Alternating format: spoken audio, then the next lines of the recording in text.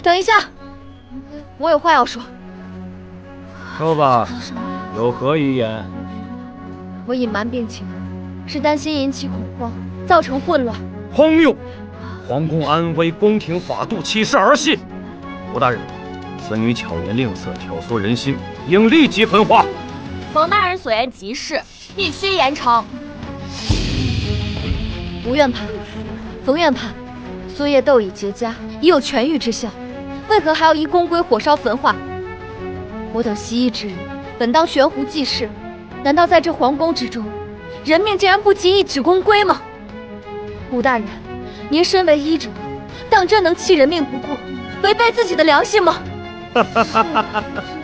荣泽兰，休得诡辩！宫规森严，岂是你能智慧的？自古以来，只要发现瘟疫，就立刻火烧深埋，防止瘟疫蔓延。如若我放了你，导致痘疫扩散，谁担得起这灭顶之灾？列位皆是幸运者，你们当真认为这草菅人命的规矩合理吗？痘疫虽恶，但只要精心调治也可治愈。为什么不尝试着治一下？一个染病烧一个，10个染病烧10个，那100个、1000个呢？全都烧死吗？眼睁睁地看着病人被烧死，也不尝试着救一下，大家对得起身上这身医官服吗？皇上，凌霄觉得荣医师说的对，身为医官，我们应该努力救治。这瘟疫虽然可怕，但我们不应一味只是逃避，一烧了之。如若救治成功，积攒了宝贵的救治经验，也是利国利民、造福百姓的善举啊！凌霄恳请皇上给荣医师一次救治的机会，凌霄会亲自看着他们，确保他们不出隔离的房间一步。如果救治失败，凌霄定会亲自把他们付之一炬，确保众人安危。就是啊，闭嘴！宫规不可违，点火！住手！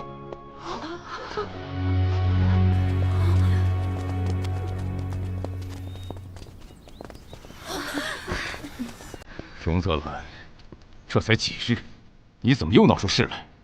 你可知质疑宫规是何罪名？回皇上，奴婢知晓，但奴婢所言也是为皇上的江山社稷着想。哦，皇上爱民如子，以仁德责备苍生，岂忍见无辜者横死？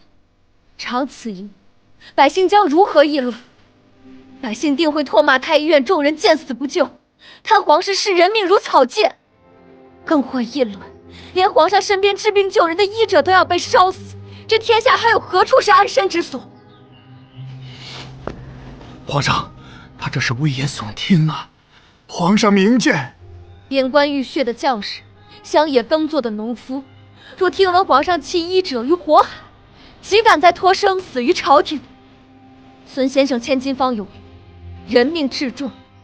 皇上以仁政治天下，若开此先例，100年后史书将会如何书写？恐会说皇上为保宫闱安民，不惜自毁仁德之名。大胆！皇上，他这是要挟您啊！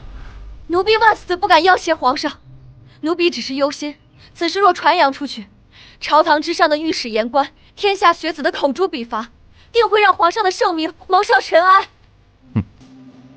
倒是个伶牙俐齿。宫规虽严，亦是为社稷安危，本岂会以众人命换一人活？如此说来，皇上以为弃医保众乃天经地义。社稷如巨舟，行于惊涛，必其重负。真若因一人之命，陷万千臣民于疫病水火，才是有负天下苍生。一介医师，安知治国权衡？皇上以周御国，却不知周之根基在于万民。若保周而弃子民，他日民心尽失，纵有千军之力，亦难渡沧海。大医精诚，医者守人心，皇上守天下，难道不该比医者更惜人命吗？你确定你能治好这痘疫？奴婢确定。皇上，万不可轻信，荣泽兰并非医官，就算是医官，也无十足把握。他只是一介医士，他没有治病救人的资格，更没有治病救人的经验。不过是为了保命，信口开河呀，皇上！皇上，奴婢恳请携苏叶于厢房内隔离治疗。若10日内，奴婢未治愈这窦翳，奴婢愿以死谢罪，绝无怨言。若10日之后，奴婢治愈了这窦翳，则天下就多了一副治病救人的良方，而皇上人心广济的美名也将能传遍天下，万民颂德。皇上，此乃两全之策呀！皇上，奴婢愿以身试药，要是能为百姓做些贡献，奴婢死而无憾。好，那朕便给你10日。谢皇上隆恩。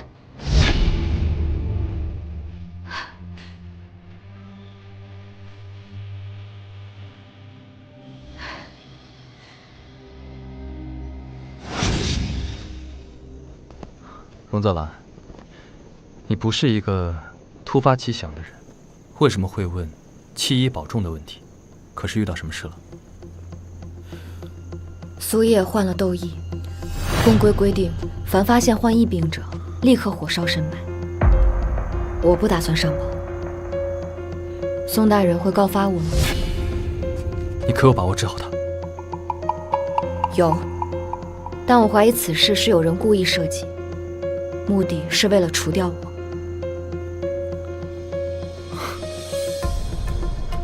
所以你是故意引我发现这件事的？是。宋大人既已知晓此事，那我们便是一条船上的人了。你想让我如何做？我有一计，虽危险，却能置之死地而后生。我需要宋大人在我得窦翳被人发现之时，将皇上请到太医院来。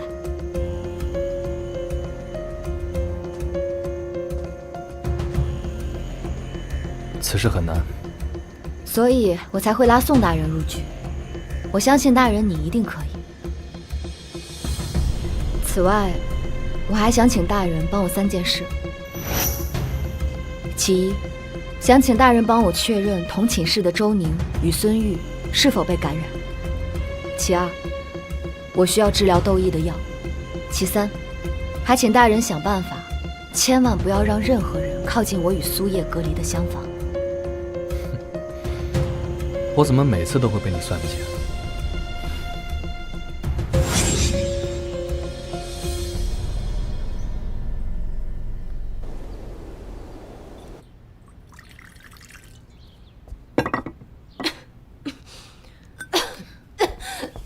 泽兰，快把药喝了。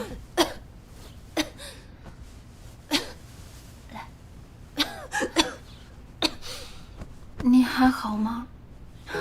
没事，苏叶，我们定能闯过这一关的。泽兰，今日听了你跟皇上说的那些话，我好崇拜你啊！我也想像你一样勇敢，去争取自己想要的一切。苏叶，如果我撑不住了，你要记得，要按照我教你的方子配药，继续自己喝。记住，以后一定要为自己活，要为这身医术活。如果可以的话，还要为千千万万没有机会像男子一样出人头地的女子活。泽兰，我懂了，我要做那飞过宫墙的鸟，谁也别再想把我关回笼子里。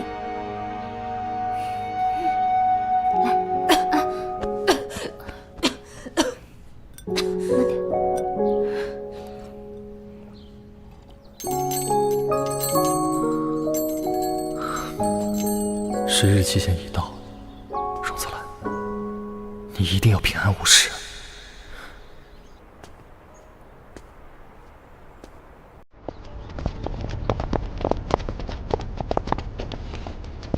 冯大人，你这是？宋医官为何在此？下官奉吴院判之命，负责为荣医师提供药材。倒是冯大人，为何来此？荣泽兰，治疗斗异期限将至，本官特意前来查看情况。若仍旧疫病缠身，本官便依照公规，即刻将他二人就地处置。荣泽兰当日与皇上约定的是10日，距此还有半个时辰。冯大人，你是否过于着急了些？哼，这屋内毫无动静，说不定人早已身亡。宋大人为他争取这半个时辰，难不成还指望荣泽兰能在半个时辰内死而复生吗？下官信与不信不重，我宋凌霄只知道，抗旨者死。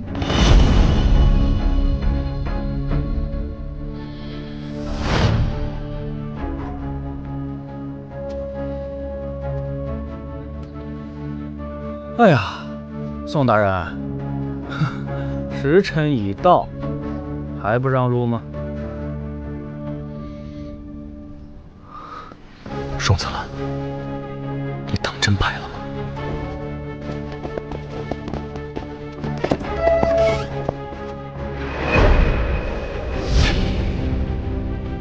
哈哈哈哈哈！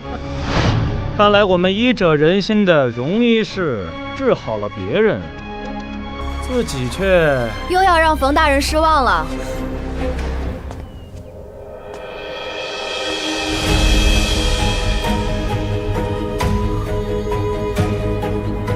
2等医士荣泽兰不负众望，治好窦异，并研发新药，从此窦异可防。好。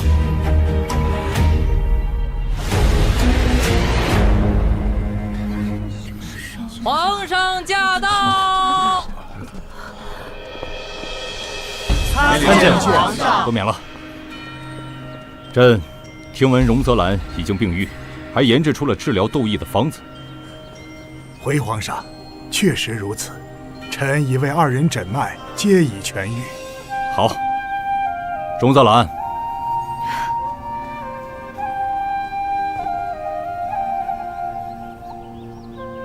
荣泽兰阻止疫病蔓延，研制窦异破解之法有功。朕今日便破例记你为1等医士。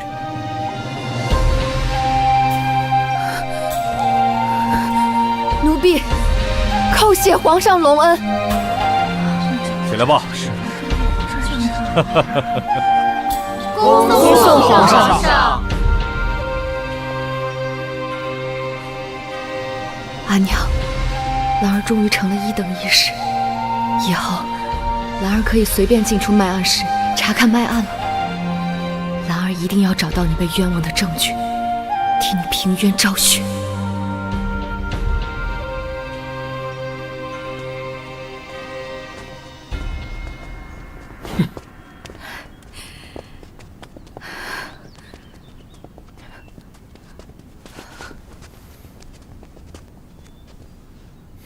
恭喜！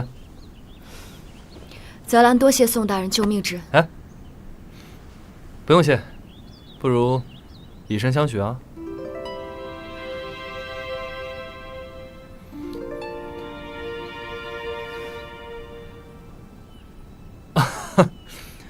我开玩笑的。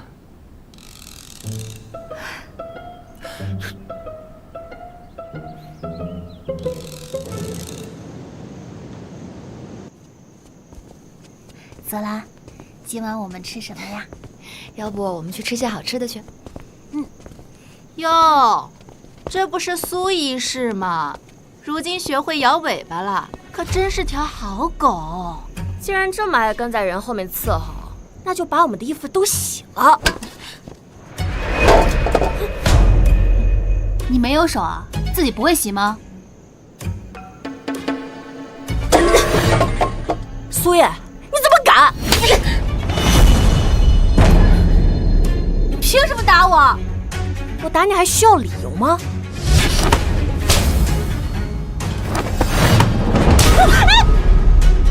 孙医师这是要以下犯上吗？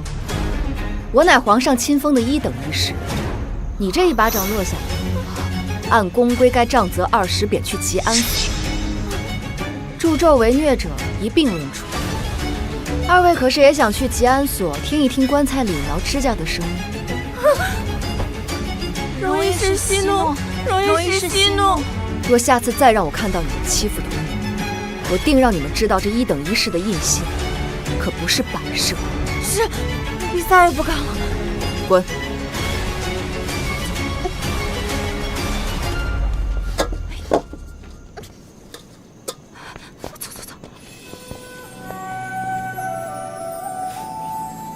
泽拉，我终于敢和别人说不了，谢谢你。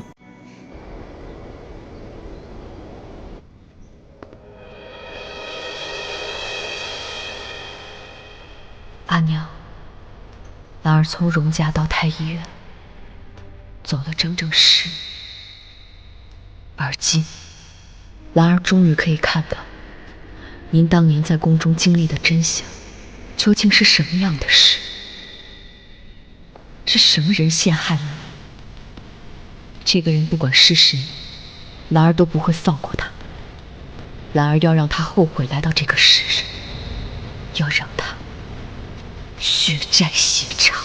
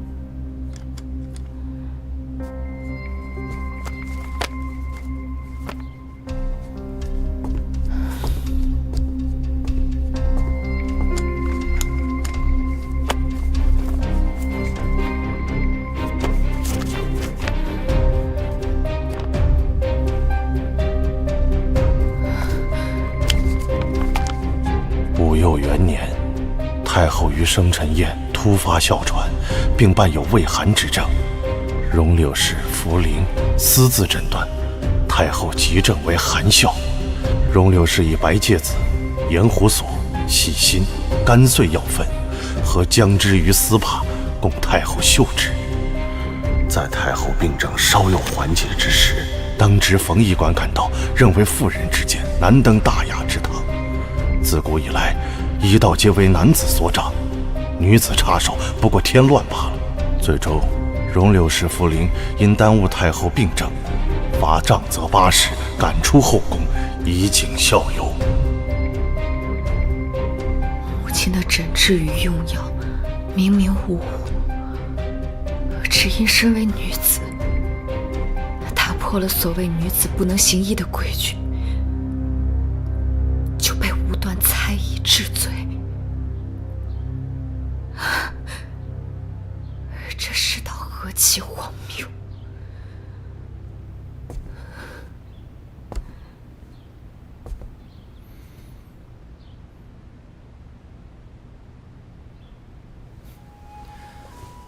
原来荣医师所图是10年前的卖案。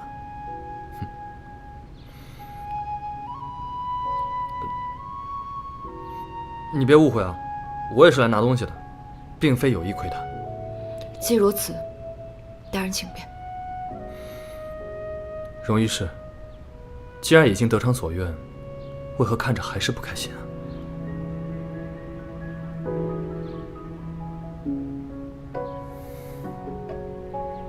我母亲于危难之时，挺身而出救治他人，却因女子无才便是得的迂腐规矩，被诬告为庸医，送至刑部杖责而死。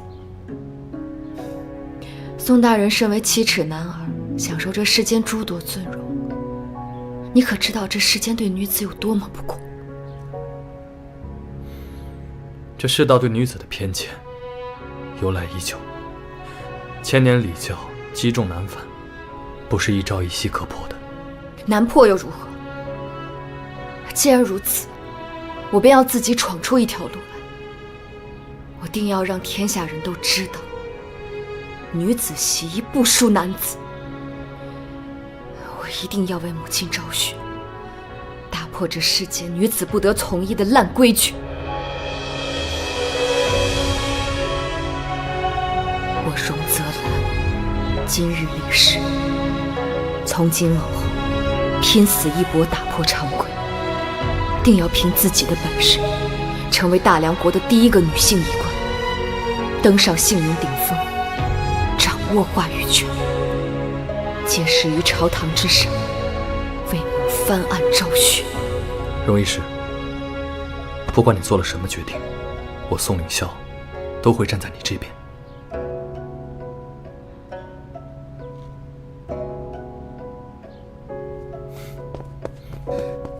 荣医师，苏叶出事了。苏叶，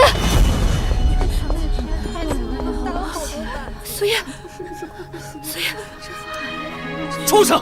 谁让你们下死手的？苏叶，苏叶，错了，我不是故意弄脏宁贵妃的衣裙，是有人故意绊我的。我说了，可是贵妃不信。我好不容易才学会说不，我还想像你一样，可是不接。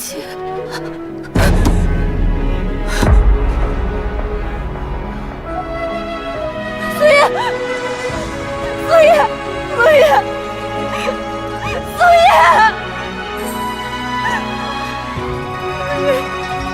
苏叶。苏叶，我没有保护好你。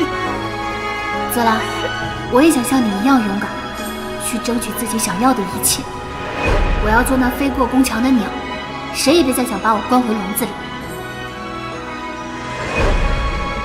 苏叶的命不会就这么算了。是我没有保护好你。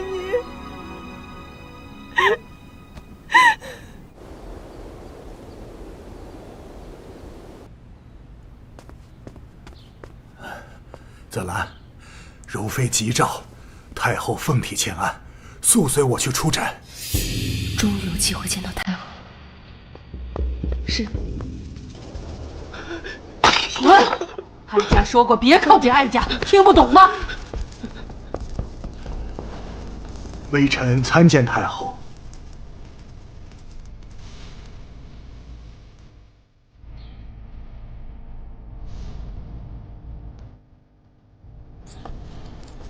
哎呀，这是哪个不长眼了？又惹太后不高兴。臣妾给太后请安。站住！别过来！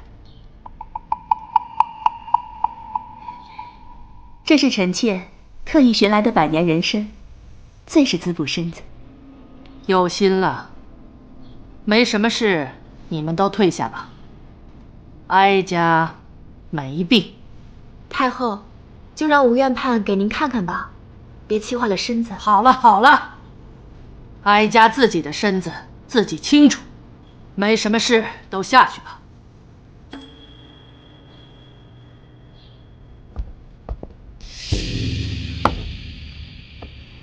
太后，奴婢听闻皇上极为孝顺，您如今身子不适，若是讳疾忌医导致病情加重，皇上定然忧心不已。奴婢斗胆，恳请太后让吴院判为您诊脉。这小医室，哀家之前怎么没见过？回太后，之前的医师调走了，这是刚来臣身边的荣医师，也是钟老的徒弟。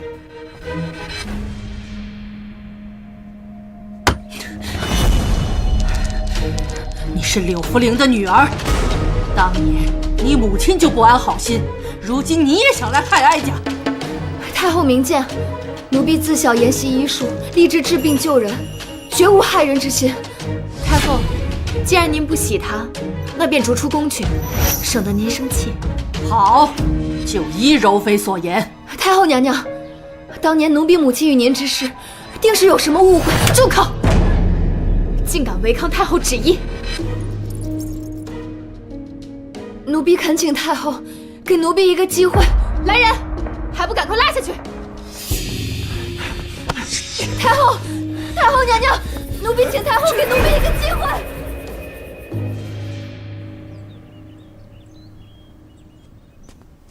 我得想办法留在宫中，若是被赶走，还怎么可能为母亲翻案？这不是容大一事吗？本以为你是飞上了枝头，没想到是要被赶出宫去了呀！真是笑话。哎，容医师，听说你母亲是罪妇，你进宫该不会也是想学你母亲一般谋害后宫里的贵人吧？我母亲清清白白，从未谋害过任何人。你们要再敢多说一句她的坏话，小心我撕烂你们的嘴！别忘了，我一日未走，便还是一等一事。孙医师和周医师，你们是忘了我上次的教训了吗？荣泽兰，你少吓唬我们了！你都要被赶出宫去了，还耍什么一等一事的威风啊？你母亲若是清白的，怎会因此被杖责赶出宫？真是有其母必有其女！我看你是又想死了！不好了，不好了，出大事了！怎么了？出什么事了？太后病重，皇上下旨，太医院救治不力，要全部押去太后寝宫接受处罚。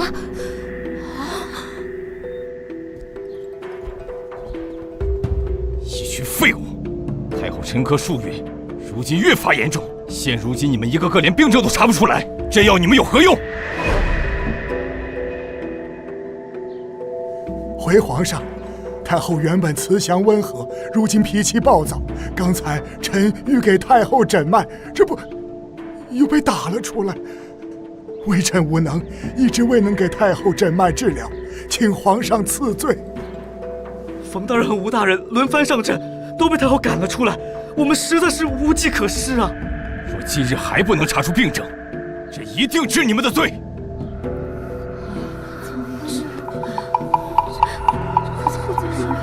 当时太后寝殿内，除了熏香，一直有一股若有似无的异味，且太后性情大变，又不许旁人近身，难道太后的病是？皇上，奴婢荣泽兰或许可以诊断太后是何病症。还有办法？荣泽兰，此话当真？回皇上，荣泽兰她是忧心太后病情，她只是一等一事，还不能担此大任。荣泽兰，小心你小命，给我闭嘴！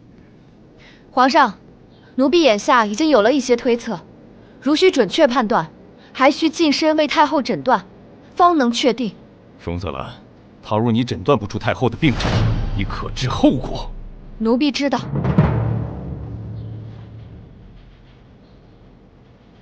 皇上，太医们以君臣之礼给太后问诊，太后碍于身份难以松口。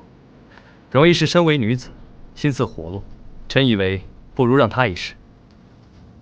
荣泽兰，如若今日你查出太后的病症，重重有赏；倘若查不出，太医院涉事医者全体治罪。这怎么行啊？怎么能把身家性命交于一个医师之手？太医院没人了吗？一个女子竟然要登堂作诊了，这成何体统啊！各位医官们，如果不服，可以站出来进太后寝殿试上一试。容医师此时挺身而出，并不是为了抢你们的风头，在本官看来，他是在救你们的命。就这么定了，荣泽兰，你进殿去吧。谢皇上，奴婢一定会尽力一试。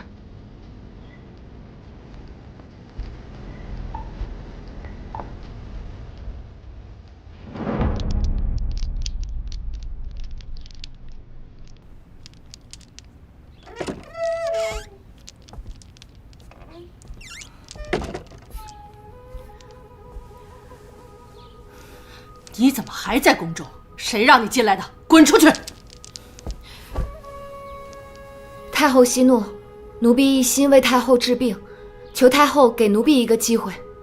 哀家不需要，出去。奴婢想给太后讲一个故事，若太后听完仍旧不愿，奴婢立刻离开。谁要听你的故事？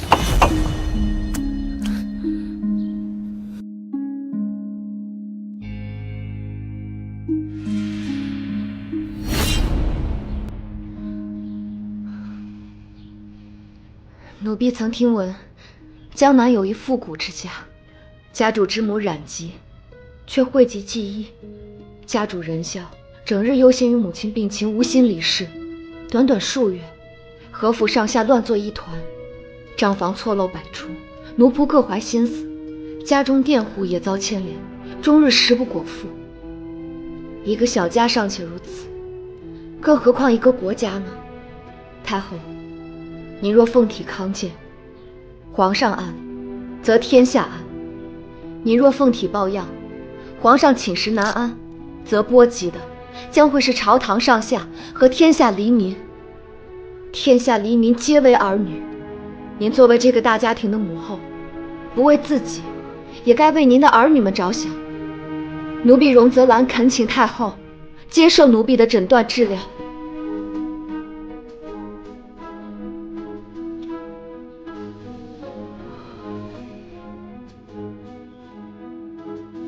请嬷嬷近前，奴婢有话想告诉太后。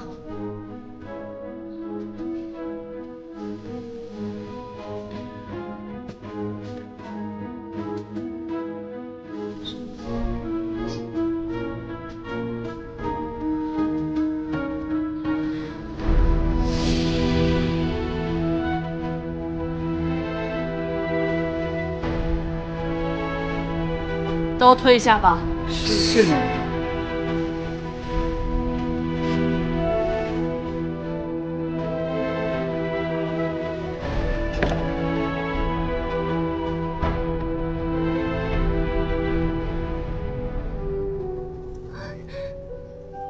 他要是治不好，那我们不是都死定了？可不是吗？你起来吧。谢太后。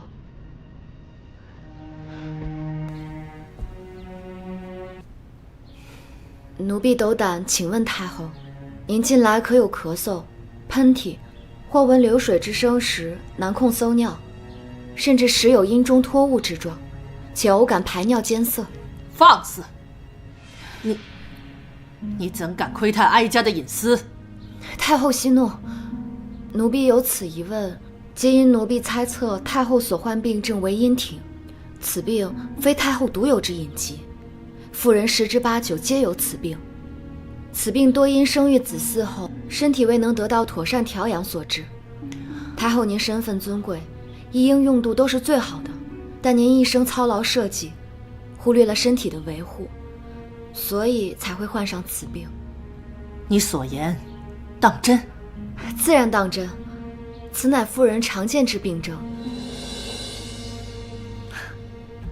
哀家要强威仪了一辈子，如今却被这馊逆失禁困扰，实在难堪呢。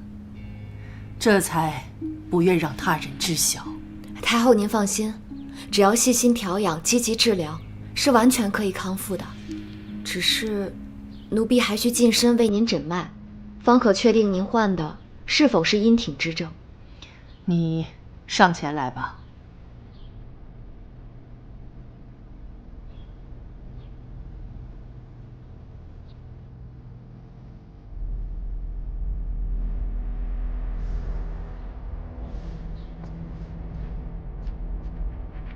太后，您所患之病确为阴挺，病症根源已明，待奴婢将详细诊断告知吴院判，吴院判定能将您的病治好。奴婢先行告退。且慢，此病虽为妇人常见之症，但男女有别，如此隐私之事，哀家实在难以接受男医官的问询和治疗。太后，奴婢只是随诊医事，本不该多言。但奴婢实不忍太后受此煎熬，奴婢有一提议，不知太后可否接受？什么提议？你快说来听听。太后之症重在温补，可用艾灸温通包宫，配合五禽戏调和气血，再辅以阿胶、当归羹进行食养，或可医治。如若太后愿意信任奴婢，奴婢愿为太后一试。哀家听闻，你曾治好了公主的一时之症，也曾化解宫中的斗疫之危。你当真这次有把握？奴婢会尽力一试。那哀家便信你这一次。皇上，哀家已决定，往后哀家治病调理之事，就全权交由荣泽兰负责。母后，此话当真？太后三思啊！您是千金之躯，岂可交与一个医士？使不得呀！还请太后容臣等为您把脉医治。哀家的病症，轮不到你们智慧。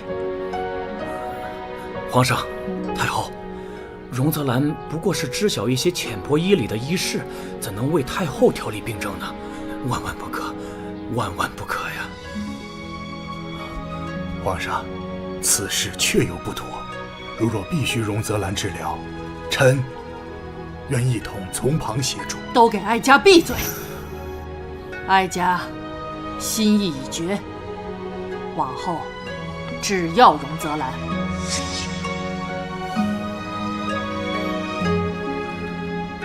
荣泽兰，太后交由你调理，若有好歹，你当如何呀？荣泽兰，太后是朕的母后，对朕无比重要。若太后经你调理有任何闪失，你要知道，你荣家满门抄斩都不足为过。若你治好了太后，你要什么，朕都重重有赏。奴婢愿立生死状，只求皇上、太后恩准。如若奴婢调理好太后，就允奴婢留在太医院。准了。谢皇上。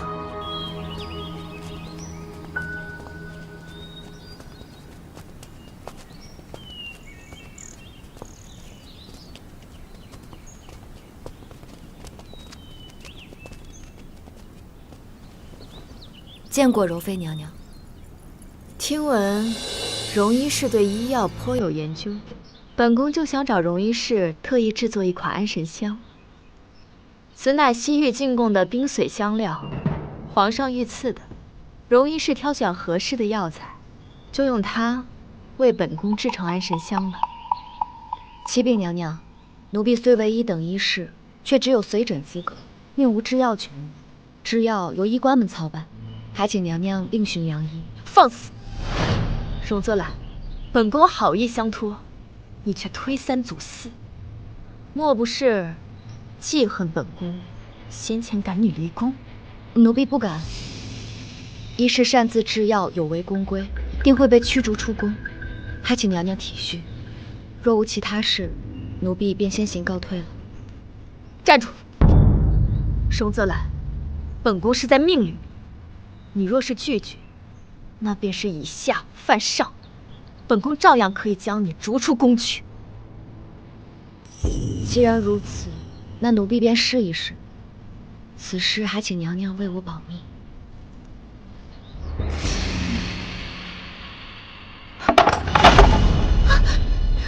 你这宫女手如此不稳，损毁御赐冰髓香料，该当何罪？奴婢该死，求娘娘饶命！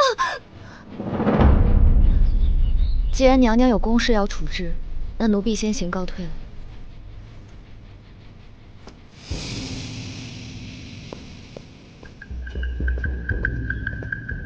泽兰，吴大人，这几日太后病情可有好转？回大人，太后已经有明显好转，再按照现在的方子继续调理一段时间，想必很快就能康复。如此便好。这几日你辛苦了。这是奴婢应尽之事。太后越来越赏识荣泽兰。如果荣泽兰把冯音散布疫病的事捅上去，那冯家可就完了。除掉了苏叶，下一个就是你。知道这件事的人都得死。太后娘娘，后日宫宴，这是上宫局送来的首饰，您瞧瞧。丫头，你过来，帮哀家看看。宫宴，哀家戴什么合适？这么多首饰，看得人眼花。